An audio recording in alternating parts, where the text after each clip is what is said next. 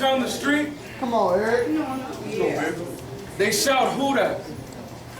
She stands about 5'4" with fleur-de-lis eyes, and she's almost invisible when the water hits her face every day in her arms. Her arms are like bridges, connecting beauty to murder, connecting water to genocide. Her hugs are a little tighter than normal, but my God, I just love it when she holds me. I love it when she wraps her wings gracefully around my heart, how she dances like a saxophone making love to piano keys and guitar strings. You know, she reminds me. Sometimes she does remind me. We are inseparable. Almost instantly, my alarm clock rings and brings me back to reality. Her persona is nothing more than a tragedy, a terrible tyrant, constantly clashing with catastrophe, blasphemy, and casualty. You see, 7 people laying face down on Canal Street are doing more than just resting. They're remembering love, my love, whose politicians are nothing more than sanitation engineers, and garbage bags are harder to carry because body parts don't weigh the same as trash. They laugh while shots are being blasted, while bullets are being passed like raindrops, and the acid from her hollow point tip scorches her children non-stop. You know, she breaks every man she sleeps with, forcing them to live like chimneys, looking for more and more smoke to blow because they cannot contain the fire of life. She takes them higher to Christ, and right before Peter opens the gates, the heart deteriorates, leaving them in a never-ending circle, distracted them from success and enslaving them in what these black people in wheat would call purple, these backpackers, these black taxes, these political bastards have stripped my love of her dignity, her pride, and what's worse, that they've even taken out her organs, leaving her hollow inside. She cries, pools of hatred that flood our streets, seep into children's minds. You see, she bleeds natural disasters. She bleeds endlessly, yet still alive. More than a category 5, more than just a good time, you lames. Don't know her like I do. Visiting her for a couple of days to catch beads around your neck.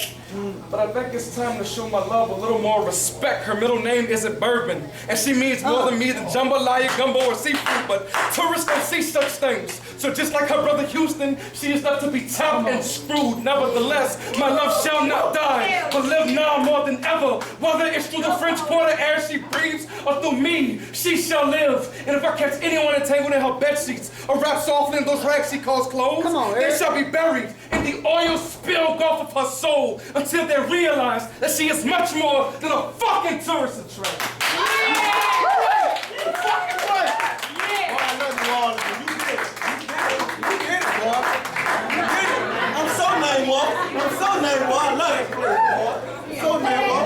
Hopefully, everybody in the audience is waking up because it's my time and I'm about to get me. Come on, boy. But, like she said, my name is Eric Couto. I'm 21 years old from New Orleans, Louisiana. I go to LSU. I've been doing my thing for a second. Anyone in here ever had a one-night stand and regretted it? Oh, yeah.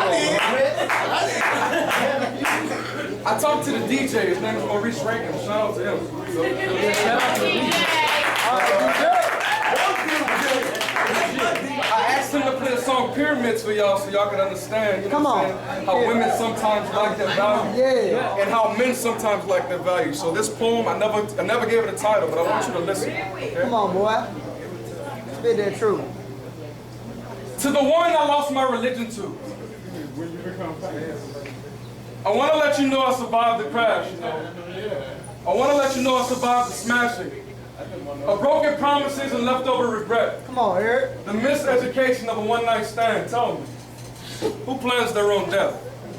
Who tries to erase the rather permanent effects of a soundless etching sketch? I painted pictures with these hands.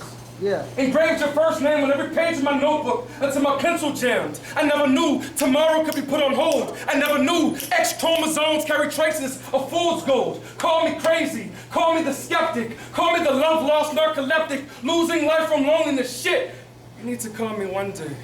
Come on. Let me know the mistakes I made are okay. Yeah. I don't want to be the chapter written for heartaches, burdens, lost page. I don't want to send the world I used to know into a blaze. They told me, these fuckers told me I could find you in the pyramid if need be.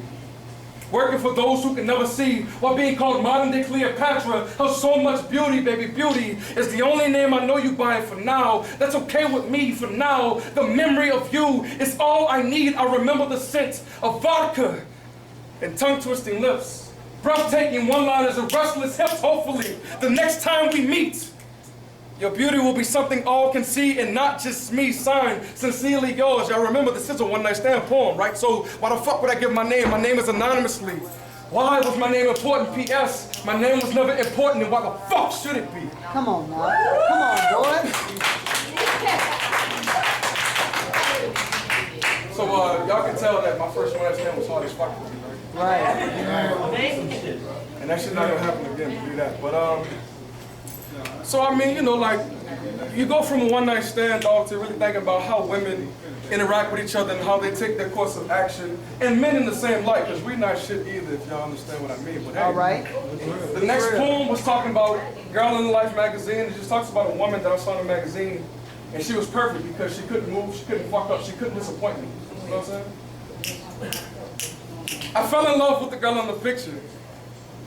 A woman with aspirations like the fairy tale children's books. I remember the first time I saw you. It had to be around autumn. The leaves formed two semicircles. One adjacent to your lips, the other chariot racing toward my knees. You know, I was so prone to fall like this climate, but kept enough wind to silently speak. I said, bonjour. Est-ce que tu parles anglais? Je m'appelle Eric, which translated means the first time I saw you. I wanted to hold your smile hostage in the palm of my hands, pretend I could store it in my chest and reference it. Whenever the lonely days of my heart became burdened, but unfortunately, days like this, I know God will send, God will send sound from the voice box. So beauty isn't ruined by saying something stupid like hello. I've always wanted to say something stupid like hello, my name. It's nervous because my mouth has prepared for this day. Since centuries became the word meaning far too long, but far too long. The meaning for the word centuries is preparing my most nervous name to say something stupid like hello. Come on, come on. And on the day we met, I always wanted to tell you, God stripped my voice box of sound, but your eyes, you know. I remember a poet once telling me, Eric, you speak too highly, you speak too smart, you gotta dumb it down, you gotta slow it down. But I'd be damned if I say her eyes look like space, when I could say her retinas resemble two beautiful butterflies, lost in orbit, making love beneath the meteor shower, sitting aside of Saturn's rings. Come on, boy. I fell in love with the girl in the picture. A woman with aspirations like the fairy tale children's books. I remember the first time I saw her, nestled, catalog style instead of a collage of emotions. I pretended, baby, you were mine for the evening. Pretended your cork-like heart would stop mine from bleeding. We walked the levee like secrets told after midnight. Shared the park between chatter and our everlasting conversation and melting ice cream. Tell me, how was your day? I held you tight in my arms as if your skin were dead-bolted onto my flesh. I, the protector, you, the protectee, the debris. Released from our first kiss, erase everything awful any woman has ever done me. I found a note stapled to your smile that said, forgive them. For these humans know not what they do, but some women do believe chivalry is Morse code for sooner or later, I'll break you too.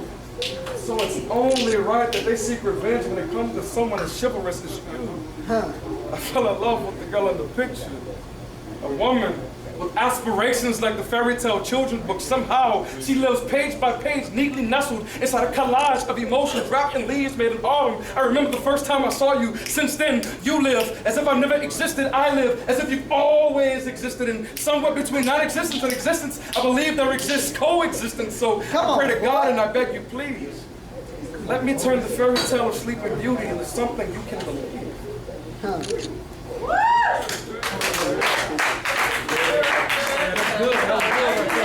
I promise I'm not gonna keep y'all here all day. No, you got it. Go do your thing, man. I only got a few more things to get off my chest. But on February 19th, we got Maya Angelou coming to LSU. That's some big shit. Like